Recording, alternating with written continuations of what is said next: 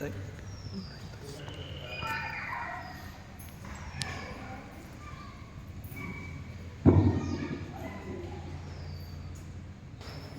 में शरण नयं बुद्धो में शरण वरं एतेन सच्च वचन होतु में जय मंगलम।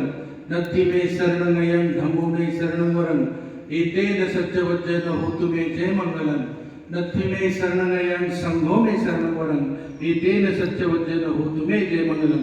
महाकारुणिक तथागत भगवान गौतम बुद्ध त्यांचा धम्म आणि त्या धम्माचा अविरत प्रसार आणि प्रचार करणारा भिक्खू संघ या तीन रत्नांना मी त्रिवार वंदन करतो।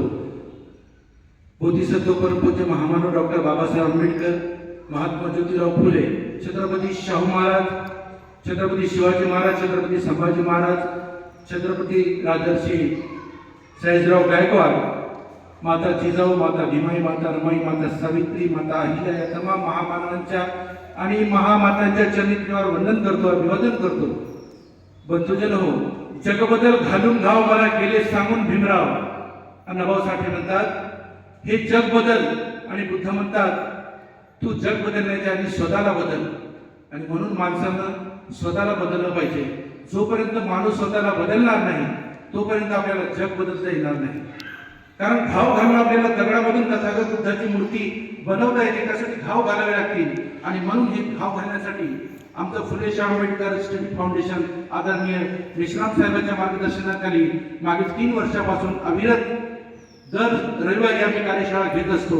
आणि अशा पद्धतीनं बुद्ध विहारांमध्ये, बाहेर गावी, शहरामध्ये आम्ही कार्यशाळा घेत असतो। त्या कार्यशाळा घेत असताना आम्हाला अतिशय कठोर अनुभव येतात, तरी पण आम्ही आमचं कार्य सोडत नाही। कारण हे कार्य तुम्हा आम्हाला करावं लागेल।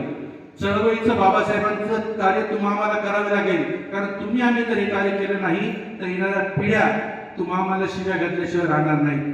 मग आम्हाला कार्य करायचं म्हणल्यावर आम्हाला प्रत्यक्ष समाजाच्या जवळ जावं लागेल। जो रंजला गांजला समाज आहे, जो गरीब आहे, जो दुबळा आहे, जो शिक्षणापासून वंचित आहे, जो आरक्षणापासून वंचित आहे, अशा समाजाला जाऊन आम्हाला त्यांचं प्रबोधन करावं लागेल। म्हणून सुलतान साहेबांच्या माध्यमातून, थोरासाहेबांच्या माध्यमातून, आमचे फुले शाहू स्टडी फाउंडेशनच्या माध्यमातून आज या आनंद बुद्ध विहाराच्या ठिकाणी या कार्यशाळेचं आयोजन केलेलं आहे। या कार्यशाळेच्या आयोजनासाठी या आपण पाहतो भरपूर उपस्थिती आहे, त्याबद्दल तुमचं जेवढं कौतुक करावं तेवढं कमी आहे। कारण आज प्रबोधनाची गरज आहे, प्रत्येकाला प्रबोधनाची गरज आहे। आज आपण पाहतो आपण धम्म स्वीकारून जवळपास 70 वर्ष झाली, आणि 70 वर्षानंतरही तुम्हा आम्हाला जर पंचशीलाचं पालन करता येत नसेल तर आमच्या धम्माचे मारेकरी आम्हीच आहोत। आणि मग आम्ही पंचशीलाचं पालन करत नाही, आम्ही भिक्खू संघाचं ऐकत नाही, आम्ही बाबासाहेबांचं ऐकत नाही, आम्ही बाबासाहेबांच्या चळवळीत काम करत नाही, मग आम्ही करतो काय? मग लोक म्हणतील आम्हाला पोटा पाण्यासाठी काम करावं लागते, भाकरीचा चंद्र शोधण्यासाठी आज तुमची आमची जिंदगी बर्बाद होत आहे। पण तू किमान सुट्टीच्या दिवशी तरी रविवारी तरी आपल्या समाजाने बुद्ध विहारात गेलं पाहिजे। हिंदू लोक मंदिरात जातात, मुस्लिम लोक त्यांच्या मस्जिदमध्ये जातात, ख्रिश्चन लोक चर्चमध्ये जातात, मग बौद्धांनी बुद्ध विहारात का येऊ नये? विचारांचं मंथन का होऊ नये? आज बुद्ध विहार चळवळीचे केंद्र का होऊ नये? बुद्ध विहार मुलांच्या अभ्यासासाठी त्याचा वापर का होऊ नये? आज आपण पाहतो शेकडोच्या वर बुद्ध विहार या छत्रपती संभाजीनगरमध्ये आहेत, त्यातले जवळपास 80 ते 90% बुद्ध विहार बंद आहेत। आज आपण पाहतो जिथं भंतेजी नसतात, जिथं भंतेजी असतात तिथं समाजाचं त्यांचं पटत नाही। मग आपण भंतेजींना स्वीकारलं पाहिजे, भंतेजींना सगळ्या प्रकारच्या सोयी सुविधा दिल्या पाहिजे। भंतेजींनी सुद्धा चरत भिक्खवे चारिकम या म्हणीप्रमाणे, या उक्तीप्रमाणे सतत आपण तत्वज्ञान, बुद्धाचं तत्वज्ञान, धम्माचं तत्वज्ञान समाजाला, जगाला सांगितलं पाहिजे। आणि लोकांना बौद्ध धर्माचा प्रसार आणि प्रचार करण्यासाठी प्रेरित केलं पाहिजे आणि स्वतःही प्रयत्नशील राहिलं पाहिजे। आज आपण पाहतो या जगामध्ये लाखोच्या संख्येने लोक बौद्ध होत आहेत, आज बौद्ध राष्ट्र आहे। आज आपण 70 वर्ष झाले बौद्ध झालो, आपल्यामध्ये 100% परिवर्तन झालं नाही, ही खेदाची बाब आहे। आणि म्हणून प्रत्येकाने शिक्षणावर लक्ष केंद्रित केलं पाहिजे, आपल्या मुलांना योग्य दर्जाचं, उच्च दर्जाचं शिक्षण दिलं पाहिजे।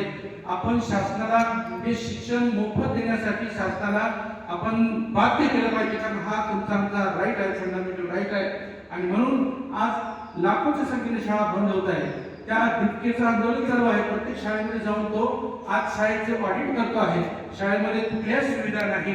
आज देशाला स्वातंत्र्य म्हणून किती वर्ष झाले तरी मुलांसाठी शौचालय नाही, पाण्याची व्यवस्था नाही, आज शाळेवर 3 पत्र नाही, शाळेच्या खोल्या गळत आहेत।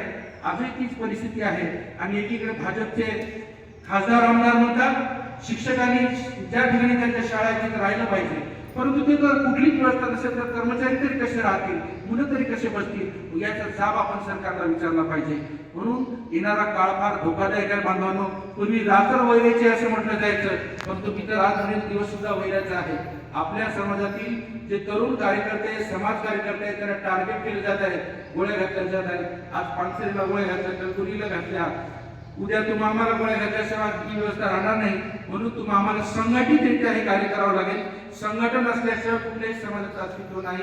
आणि म्हणून आपलं एक संघटन असलं पाहिजे, बाबासाहेबांच्या विचाराचं संघटन असलं पाहिजे, आपल्यामध्ये कुठल्याही प्रकारच्या फुटी नसल्या पाहिजे, आपले नेते संघटित असले पाहिजे, आपले कार्यकर्ते संघटित असले पाहिजे, आपले विद्यार्थी संघटित असले पाहिजे.